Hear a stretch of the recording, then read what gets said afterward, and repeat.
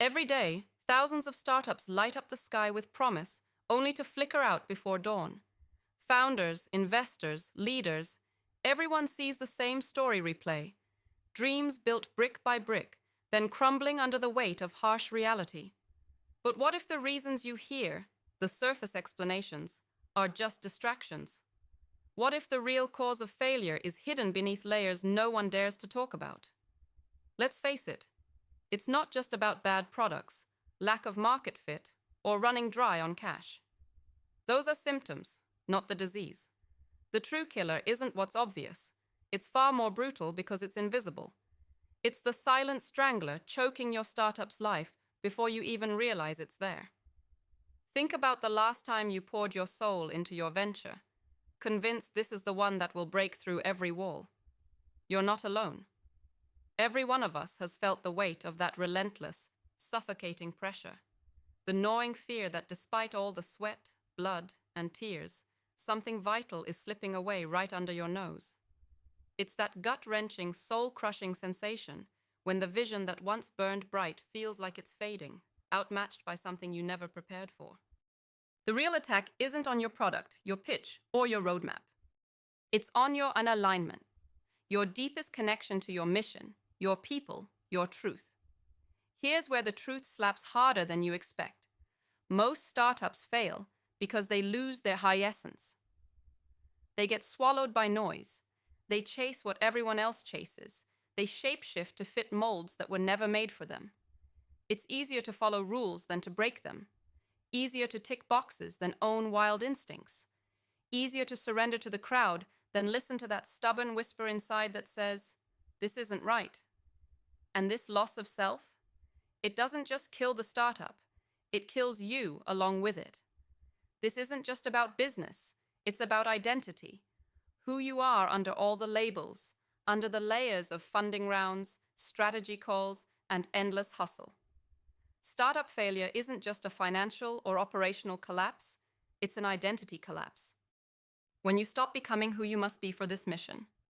When you try to be what others expect. When you soften edges and dim your fire just to belong. The world's rules play a deadly game. They hand you a playbook that feels like freedom, but is actually a cage. You end up running so hard to prove you belong that you forget why you started running in the first place. But here's the paradox. You can't fix this by playing harder, by grinding longer, by forcing yourself through more routine or more hustle. The usual advice is broken because it's based on old systems, old assumptions. This world doesn't reward passion. It optimizes a version of safety that strangles uniqueness. The startups that crush it aren't the ones who follow every trend or best practice blindly. They are the outlaws, the misfits, the ones who dared to be different when everyone was screaming to fit in. Not just different for shock value, but different in essence, true to their core, even when it meant being lonely, misunderstood, and walking a path no one else saw. So what does that mean for you? How do you break free from this invisible killer? First, stop trying to fit the mold. Stop trying to be what the world or the market says you should be. Start by reclaiming your uniqueness. Dig deep and ask yourself brutal questions. What part of me and this mission am I diluting? What fear am I hiding behind?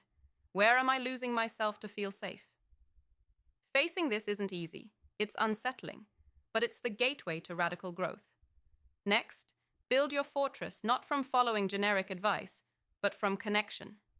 Real, fierce, complementary connections with those rare few who see your fire and don't ask you to put it out.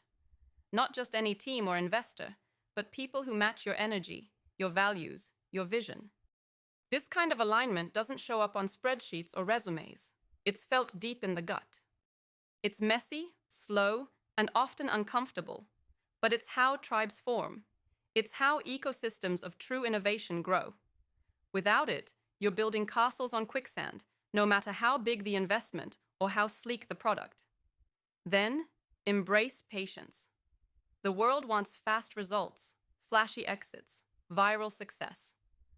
But real transformation is stubborn and lives in the long game. It's in the grit of endless adjustments, the hard silence when progress isn't sexy, the quiet days when no one notices but you keep sharpening your edge anyway. Eternal victory favors those who endure with purpose, who look beyond quarters and trends to the decades where real impact ripples out from seeds planted in struggle. And here's the biggest secret no one else will tell you. Failure isn't just a setback, it's a necessary part of breaking molds. When startups fail, the great ones stop failing. Not by avoiding failure, but by failing differently, by refusing to let failure erase who they are. They become sovereign over their own process, questioning every assumption, rejecting every illusion of normal, and rewriting their own rules. This is the ultimate breakthrough. When you stop asking, "Why is this happening to me?" and start demanding, "How can I transcend this?" This path isn't for everyone. It's not for those playing for comfort, for applause, or for the easiest road. It's for those who burn so fiercely they'd rather be isolated than invisible.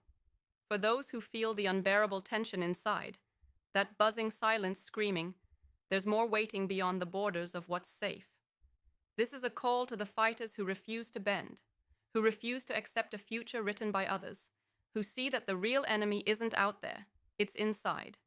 The part of us that lets fear, compromise, and conformity win. If you're watching this, you're closer than you think. That fire inside you is the real startup engine, the sovereign will to create, destroy, and recreate everything you touch. The world may have no structure for the radical, the rare, or the unrealized, but that doesn't mean it won't be built. It will be built. And those who rise now, who align with the few who dare to burn like they do, will be the architects. So stop waiting for approval, for the market to be ready, or for someone else to give you permission. The secret to surviving where most fail is to stop running from yourself and start owning yourself ruthlessly. Question everything. Reject the easy narrative. Redefine what success means on your own terms. You are not a cog. You are not just a founder or a leader. You are a force of nature. And when you embrace that power, when you tether your startup not to trends, but to your fierce, unapologetic essence, the failure that haunts most startups turns into a distant echo. Here's the truth. The real failure isn't losing money or market share. The real failure is handing your power away, letting the system silence your spark, your voice, your edge. Don't do it. Don't let the fear of standing out be the death of what you're meant to build. Instead, lean into the discomfort. Burn brighter. Align closer. Move slower, but farther. Build harder, not just with muscle, but with soul. Remember, the next revolution isn't in a product, a technology, or a marketing gimmick.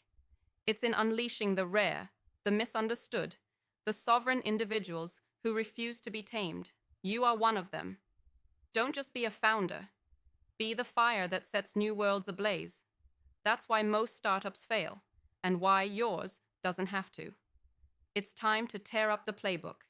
It's time to build your own. And when you do, the success nobody talks about will be yours.